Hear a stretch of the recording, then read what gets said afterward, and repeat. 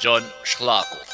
Atë John Shklaku lind me 27 korrekt të vitit 1907 në qytetin e Shkodrës.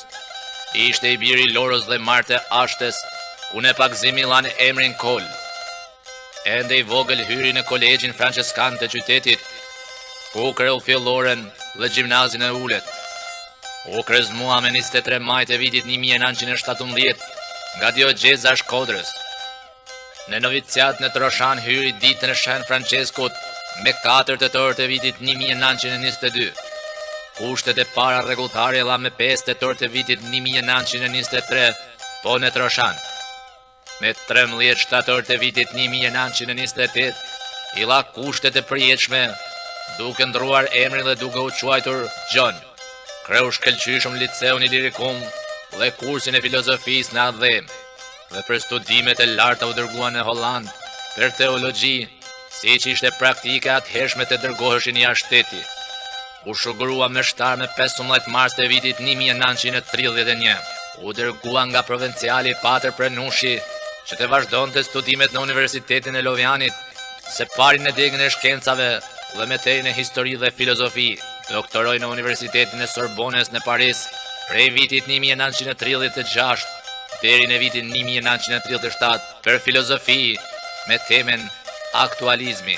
Pas doktorimit kthehet në Adhe, duke u përfshirë në trupën mësimore të shkollës që gatiti për universitet. Pak mbrapa, pos filozofisë mori përsipër të japë dhe frangjishtën.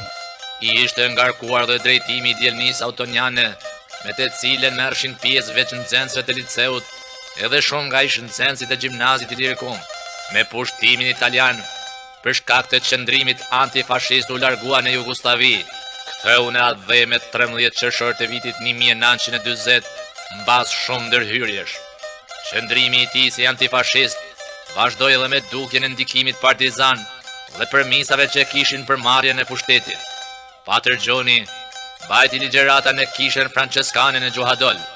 Pas ardhjes në pushtet të Frontit Nacional Çlirimtar, organet e pushtetit të regjimit të zgjollën me dom drezadejen dhe anëtarët e Komisionit të Letërsisë të Këshillit të Qarkut Shkodër. Me 14 janar të vitit 1945 u krijua shtëpia Artit në Shkodër, ku ishte konferencier dhe në vazhdim u zgjoll antari kryesisë së Frontit Nacional Çlirimtar për prefekturën Shkodër. Në dhjetorin e vitit 1945, pas arrestimit të disa studentëve të gjimnazit të Shkodrës, të lidhur me seminaristat papal që kishin krijuar organizatën e quajtur Bashkimi Shqiptar, që i bënin thirrje kundër politikës slave, në janar arrestuan Patër Shklakun sipas akuzës që drejtonte një grup terrorist quajtur Dora Azez, që do të krynte vrasje njerëzish lidhur me të parët e fesë muslimane e ortodokse. Gjyqi i tij u zhvillua në Kineman Rozafa, se bashku me meshtarët jezuit Patër Giovanni, Patër Daniel Dajani, të cilët do t'i mbronte avokat Kol Dimitri, ndërsa Patër Shklaku në avokat Muzafer Pipa. Me 4 mars të vitit 1946, klerikët u bushkatuan të zbardhur të ditës, se bashku me seminaristin Mark Quni, Gjelosh Lulashin dhe Qerim Sadikun